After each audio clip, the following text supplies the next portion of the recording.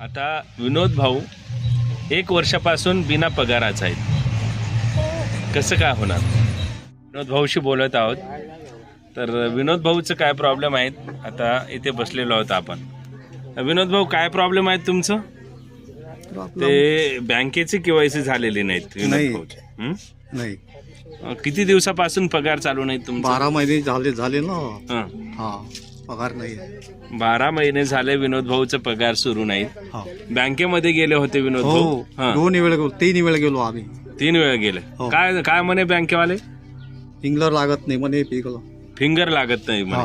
मग फिंगर मध्ये बोट लागत नाही. कसं करावं म्हणे आम्ही केवायसी. काय करावं, लागलं तर बरं म्हणे, लागलं काय करावं म्हणे. म्हणे मग डोळ्याचं काय म्हणे? डोळे पाहिजे म्हणते. डोळे पाहिजे म्हणे. आता मला डोळेच नाही, आता भाऊला डोळे आणणार आपण. स्टेट बँकेमध्ये खातं आहेत भाऊचं, जे पगार येते, आणि तिथे केवायसी करण्यासाठी गेले असता फिंगर लागत नाहीत. आता त्यांचं बोटाचं फिंगर येत नाहीत.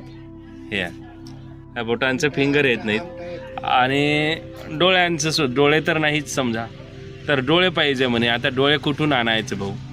डोळ्यांसाठी एवढं झुरतोय, डोळे नाहीत. आणि त्यांच्याजवळ केवायसीचं काही हे नाहीत, प्रॉब्लेम मिटवलंच नाहीत. मग केवायसी झालीच नाहीत तुमची? नाही, केवायसी नाही झाली.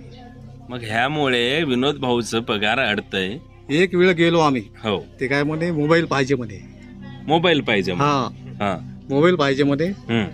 बरं ठीक आहे, आता मोबाईल पाहिजे. दुसरी वेळ गेलो. हो, ते सांगितले नाही म्हणे, जमत नाही म्हणे, लागत नाही म्हणे. काय लागत नाही म्हणे? अंगूठा लागे नाही, अंगठा लागत नाही म्हणे. अच्छा. बाकी ते काही नाही कलाव. मराठीत बोला. मग इथून 30 किलोमीटर दूर आहेत बँकेचं. तहसील मध्ये गेलो, तहसीलदार नाही भेटले. नाही, वापस आलो. साहेब म्हणे तहसीलदार नाही म्हणे. मी काय करणार आहो म्हणे. तर बघा, अशी प्रॉब्लेम आहेत. जे वृद्ध मायबाप आहेत, जे अपंग आहेत, त्यांचं आता अंगठा लागत नाहीत आणि डोळे सुद्धा येत नाहीत. पण केवायसी काही केलं पाहिजे ना. काहीतरी प्रॉब्लेम आहेत, त्यांना निपटारा केलं पाहिजे केवायसीचं प्रॉब्लेमचं. मग यांना असं आता पगार भेटणार नाही का? यांच्यासारखे अनेक आता वृद्ध मायबाप आहेत, अपंग आहेत, त्यांची केवायसी अंगठा येत नाहीत, त्यांचे डोळे येत नाहीत. मग केवायसी कशी करायचं? आता विनोद भाऊला 1 वर्षापासून पगार भेटत नाहीत अपंगाचं.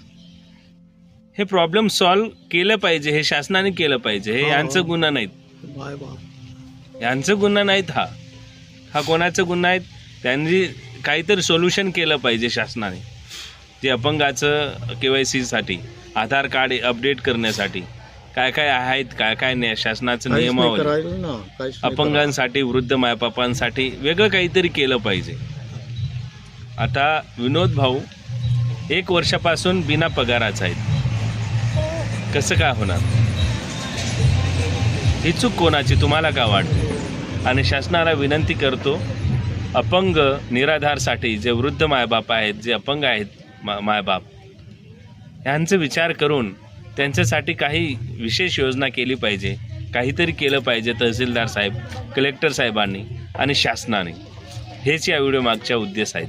आणि विनोद भाऊ सारख्या अंध अपंग व्यक्तीला न्याय भेटला पाहिजे.